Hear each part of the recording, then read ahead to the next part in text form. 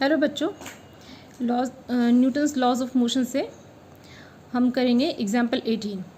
A lift of mass 2000 kg is supported by a thick steel ropes.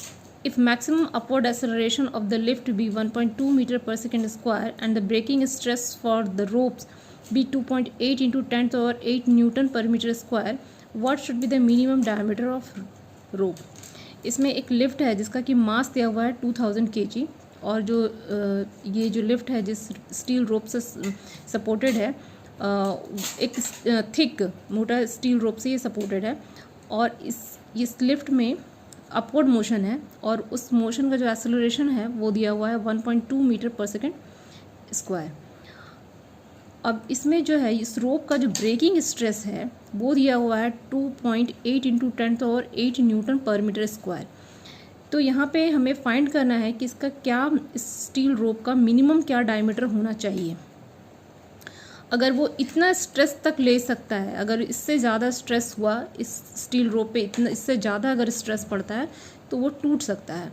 तो इस value से हमें ये कैलकुलेट करना है कि उसका डायमीटर क्या होना चाहिए स्टील रोप का, जिससे कि वो ना टूटे और वो लिफ्ट आराम से ऊपर नीचे हो सके। तो यहाँ पे जो प्रॉब्लम होती है वो है कि जो डेटा है वो है मास दिया हुआ है, हमारे पास एक्सेलरेशन है, लेकिन स्ट्रेस जो है ये बच्चे आगे क्लास में इसे पढ़ना है, आगे के चैप्टर में ये स्ट्रेस है, जब इलास्टिसिटी आप पढ़ेंगे तो पढ़ना है। लेकिन अब क्वेश्चन तो है इसमें, ये तो सॉल्व कैसे करना है। तो आपने लोअर क्लासेस में पढ़ा होगा जो सिंपल स्ट्रेस का जो डेफिनेशन है, वो स्ट्रेस का सिंपल जो डेफिनेशन होता है क्या होता है कि फोर्स बाई एरिया। तो इसी फार्मूला से को हम यूज़ करते हुए हम इसको सॉल्व करेंगे। तो सबसे पहले जो गिवन है वो हम लिखेंगे mass equal to 2000 kg, acceleration 1.2 metre पर सेकेंड स्क्वायर और ब्रेकिंग स्ट्रेस दिया हुआ है 2.8 into 10 to the power 8 newton पर मीटर स्क्वायर। तो ये तो गिवन डेटा है यहाँ से। अब यहाँ पे लिफ्ट जो है ऊपर की तरफ को अपवर्ड मोशन है लिफ्ट में, so the tension in the rope, तो टेंशन क्या हो जाएगा, रोप में जो टेंशन होगा वो कितना हो जाएगा mg प्लस ma।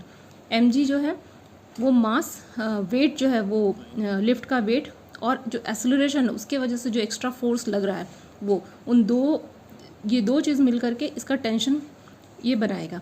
तो T equal to M G plus A. तो यहाँ पे जो हमारे पास में m है, g 9.8 और a ये दिया हुआ है, तो तीनों चीज़ हमारे पास में, हम टेंशन आराम से कैलकुलेट कर सकते हैं। तो टेंशन निकल के आता है 22,000 न्यूटन। तो ये रोप पे इतना टेंशन पड़ रहा है, ये टेंशन का मतलब है कि इस रोप पे इतना फोर्स वो कैरी कर रहा है, इतना फोर्स लग रहा है उसके ऊपर में। तो अब हमारे पास फोर्स हो गया और हमारे पास मास है, मास है, एक्सेलरेशन, खैर मास और एक्सेलरेशन का तो यहाँ पे अभी कोई काम नहीं है, तो हम ये इस पे ध्यान देना है कि टेंशन जो है वो 22,000 न्यूटन लग रहा है।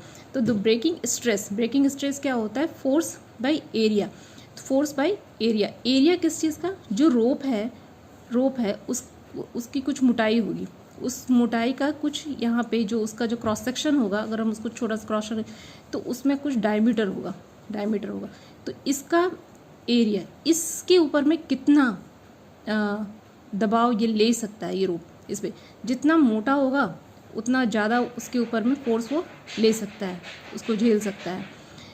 तो ये फोर्स पर यूनिट एरिया, तो इस क्रॉस सेक्शन एरिया का हम एरिया में यहाँ पे रखना है वैल्यू। तो मान लेते हैं कि इस रोप का जो रेडियस है वो r है, डायमीटर d है, तो रेडियस हो जाएगा d/2। तो एरिया क्या निकल जाएगा, पाई आर स्क्वायर। तो r की जगह पे यहाँ पे d रखते हैं क्योंकि हमें डायमीटर फाइंड करना है। तो d/2 स्क्वायर, तो d स्क्वायर बाई 4।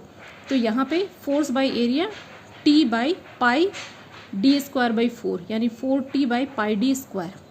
अब इससे यहाँ t हमारे पास में है, t है हमारे पास, और ये बाकी जो वैल्यू है ब्रेकिंग स्ट्रेस है, स्ट्रेस भी दिया हुआ है, तो स्ट्रेस है हमारे पास में, t है हमारे पास में, और d नहीं है। तो d के लिए जब हम इसे सॉल्व करेंगे तो वैल्यूज़ रखने के बाद में हमारे पास आ जाता है 1 सेंटीमीटर। तो 1 सेंटीमीटर का जो मोटाई होगा इस स्टील रोप का वो होना चाहिए, जिससे कि वो इतने मास का जो वज़न है, ये जो वज़न है इसका वो ले करके और आराम से ऊपर नीचे कर सकता है। तो इस तरह से हम इसे सॉल्व कर सकते हैं। आई थिंक आप को समझ में आ गया होगा। अभी के लिए थैंक यू।